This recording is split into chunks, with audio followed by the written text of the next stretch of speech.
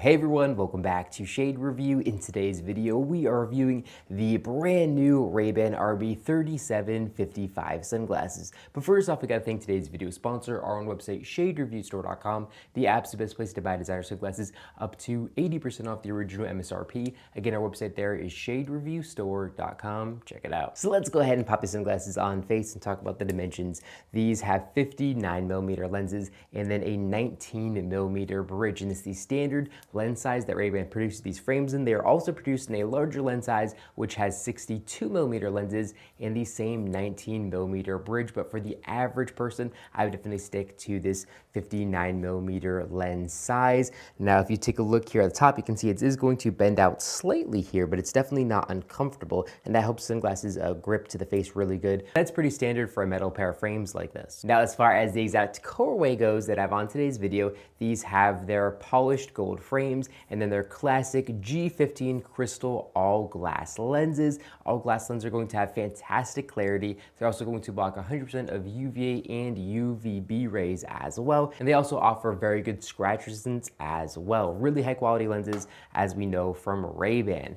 Now, as far as the shape of these frame goes, Ray-Ban calls these a rectangular shape, and these are very similar to the Ray-Ban new Caravan sunglasses that I really do like, but these are going to be more rectangular, where the new Caravan are considered a square lens.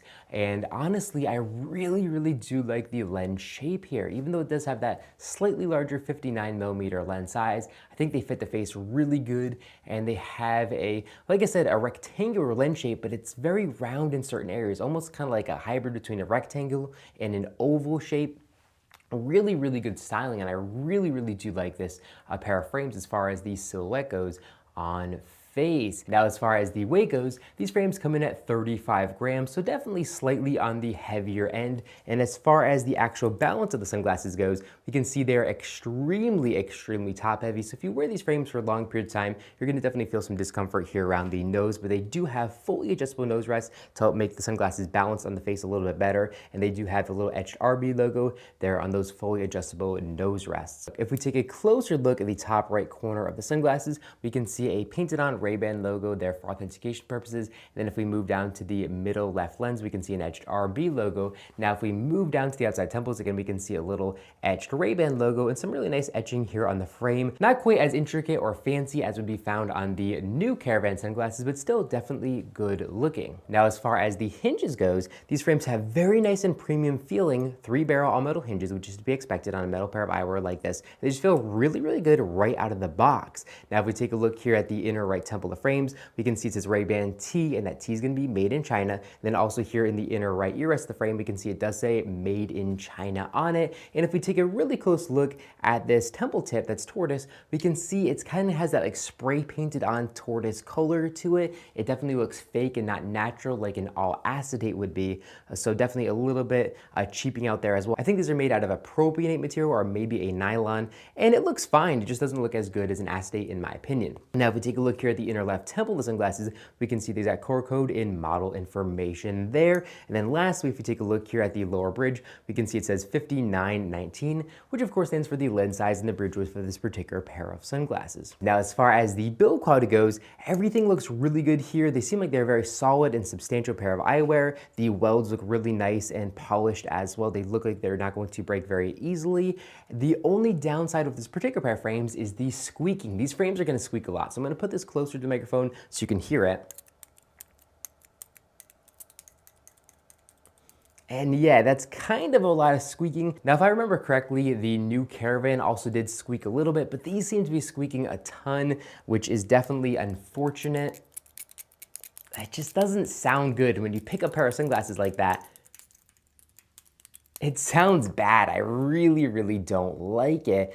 And that's probably the only downside I have with this particular pair of frames is that squeaking. It really is definitely kind of annoying. It's pretty loud and just it makes it, you know, kind of feel like you're wearing a cheap pair of sunglasses. The squeaking is caused by the metal lens rubbing up against the frame. So the lens wasn't cut perfectly or seated perfectly in the actual frame. And there's also another way that you can help mitigate this by having an optician put this like kind of like layer of silicone tape around it, but make make sure that it's not visible. I'm not sure exactly what that's called, and then that's gonna help add kind of like a spacing to it so it doesn't move around quite as much. And Ray-Ban will do that on some of their sunglasses as well. This one, I'm not sure if it has that, but either way, it's definitely not perfect, and that's kind of a big downside as far as this particular pair of frames goes, because it just doesn't feel premium. Now, as far as the pricing of these frames goes, they're going to come in at $178, and a pair of Ray-Ban New Wayfarer sunglasses come in at $202,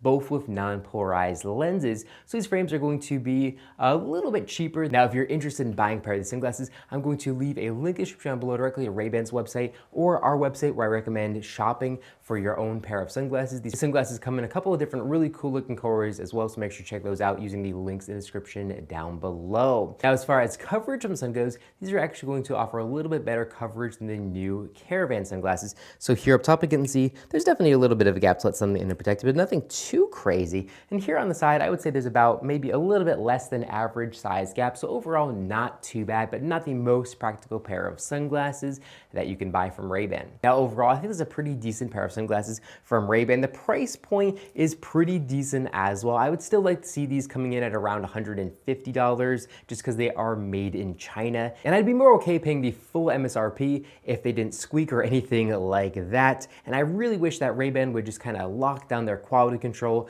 with Ray-Ban sunglasses that are made in China. There's always something with a Chinese pair of Ray-Bans that I dislike, and it's really, really annoying, especially considering that the labor rates and the cost to manufacture things in China is significantly cheaper than Italy. You wish they just took the extra, 20% longer, 30% longer, and utilize those more affordable labor rates to make sure they're making every single pair absolutely flawless and not giving Chinese Ray-Ban sunglasses a bad name.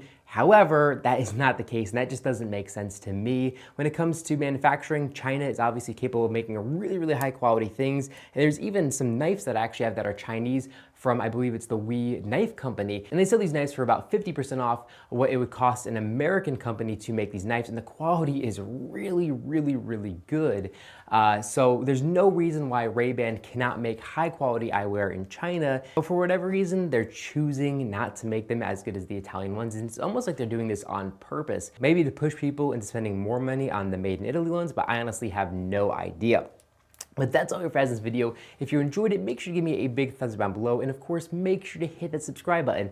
And then you'll be notified every single time I upload a brand new video, just like this one to our YouTube channel. Again, thank you so much for watching the video, and I'll catch you all in the next one.